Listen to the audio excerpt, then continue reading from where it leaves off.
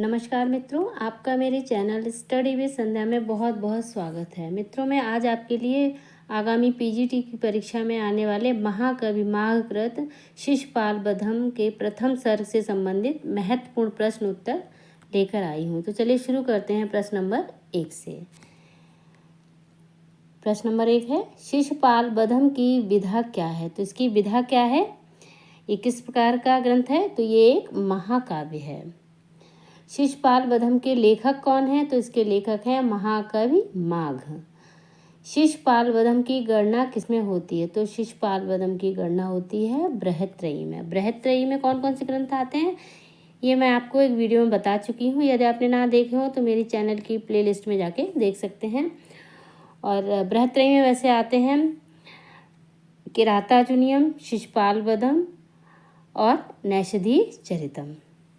शिशुपाल बधम के प्रथम सर्ग में कितने श्लोक हैं? क्योंकि हमारे इसमें प्रथम सर्ग आ रहा है तो प्रथम सर्ग में है 75 यानी 75 श्लोक। आगे देखें, शिशुपाल बधम के प्रथम सर्ग का नाम क्या है? तो प्रथम सर्ग का नाम है कृष्ण नारद संभाषणम। कृष्ण और नारद का जो वार्तालाप होता है वो इसमें है। जब नारद जी आकाश से नीचे उतरते हैं वो सारा दृश्य इसमें वर्णित है। फिर कृष्ण और नारद का जो संभाषण होता है शिशुपाल के विषय में, उसके विषय में इसमें जानकारी दी गई है। आगे देखें, प्रथम सर्ग में किस छंद का सर्वाधिक प्रयोग हुआ है? तो प्रथम सर्ग में सर्वाधिक प्रयोग हुआ है वंशस्थ छंद का। और प्रथम सर्ग के अंतिम 2 श्लोक किस छंद में हैं? तो अंतिम 2 श्लोक हैं वो हैं पुष्पिताग्र व शार्दूल विक्रीडित। शिशुपाल बधम का मंगलाचरण कैसा है? तो मंगलाचरण कितने प्रकार के होते हैं मैं आपको बता चुकी हूँ। मंगलाचरण 3 प्रकार के होते हैं,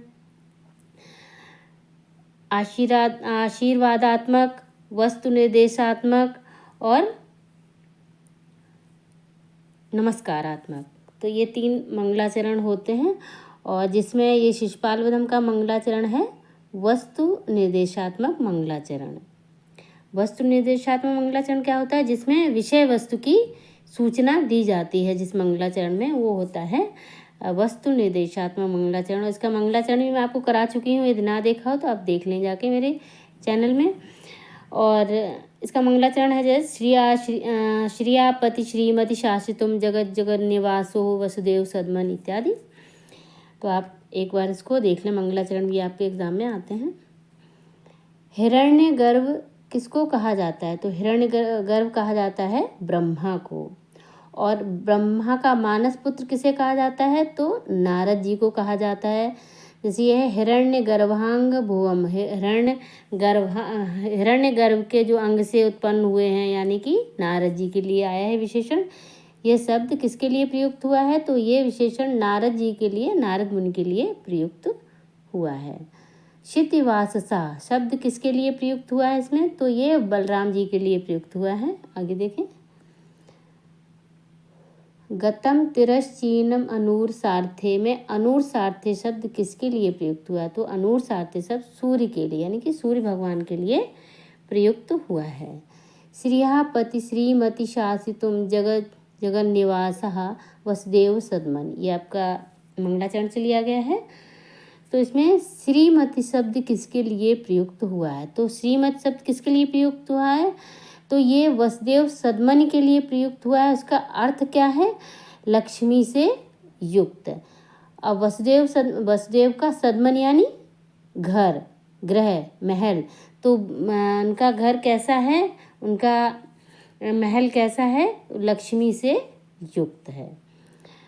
पिशंग मौंजी युजुम अर्जुन छविम, यह विशेषण किसके लिए प्रयुक्त हुआ है? तो ये विशेषण प्रयुक्त हुआ है नारद जी के लिए।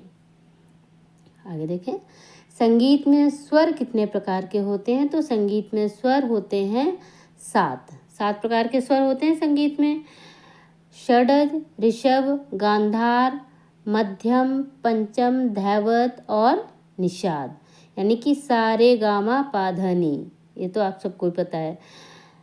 नभा सदा शब्द का क्या अर्थ है? नभा यानी आकाश, सदा यानी जो आकाश में रहते हैं, कौन रहता है? नभा सदा शब्द का अर्थ है देवता। यानी देवताओं का घर कहाँ है? आकाश में। पतत पतंग प्रतिमा का क्या अर्थ है? तो आकाश से उतरते हुए सूर्य के समान। अब आकाश से उतरते हुए सूर्य के समान कौन होंगे इसमें? नारद जी। पतत पतंग प्रतिमा तपोनिधि, यह तपोनिधि किसके लिए प्रयुक्त हुआ है? तो नारद जी के लिए। रथांग पाणे पटलेन रोचिसाम में रथांग पाणे शब्द किसके लिए प्रयुक्त हुआ है? तो रथांग पाणे शब्द चक्रपाणि श्री कृष्ण के लिए प्रयुक्त हुआ है। कैठव दुशाह शब्द किसके लिए प्रयुक्त हुआ है? तो ये भी श्री कृष्ण के लिए प्रयुक्त हुआ है। आगे देखें। सर्वप्रथम असुर नाम असुर नाम की होना चाहिए यहाँ पे। असुर नाम की संज्ञा को किसने प्राप्त किया है? तो असुर किसको बोला गया सर्वप्रथम? तो हिरण्यकश्यप को बोला गया। हिरण्यकश्यप ने प्राप्त किया है। बताया गया इसमें कि पहले हिरण्यकश्यप हुआ, फिर हिरण्यकश्यप का ही दूसरा अवतार रावण था, फिर रावण के बाद ये शिशुपाल हुआ है। तप कितने प्रकार का होता है? तो इसमें कितने प्रकार का तप बताया गया? 3 प्रकार का। कौन कौन सा? शारीरिक, मानसिक और वाचिक। महानील रुचह में कौन सा अलंकार है? तो इसमें उपमा अलंकार है।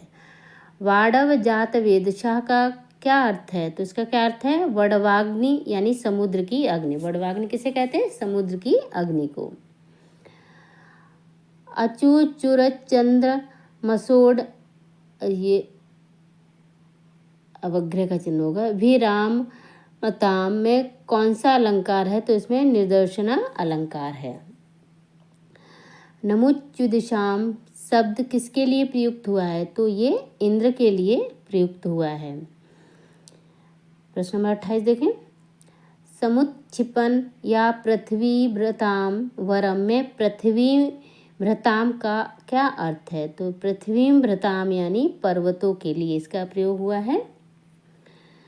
प्रचेतसा किसे कहा जाता है? तो प्रचेतसा वरुण को कहा जाता है। परेत भर्तु किसे कहा जाता है? तो परेत भर्तु यम को कहा जाता है। शैलूस किसे कहते हैं? तो शैलूस नट को कहते हैं। नट को कहा गया इसमें शैलूस। पुरंदर शब्द किसके लिए अभिहित हुआ है? तो पुरंदर शब्द इंद्र के लिए अभिहित हुआ है। तो मैं आपके लिए शिशुपाल वधम के प्रथम सर्ग से ये 32 प्रश्न उत्तर लेकर आई थी, और जो कि आपकी आगामी परीक्षा के लिए अत्यंत ही महत्वपूर्ण होंगे। तो यदि आपको मेरा ये वीडियो पसंद आए तो कृपया लाइक करें, शेयर करें और मेरे चैनल को सब्सक्राइब करें। धन्यवाद।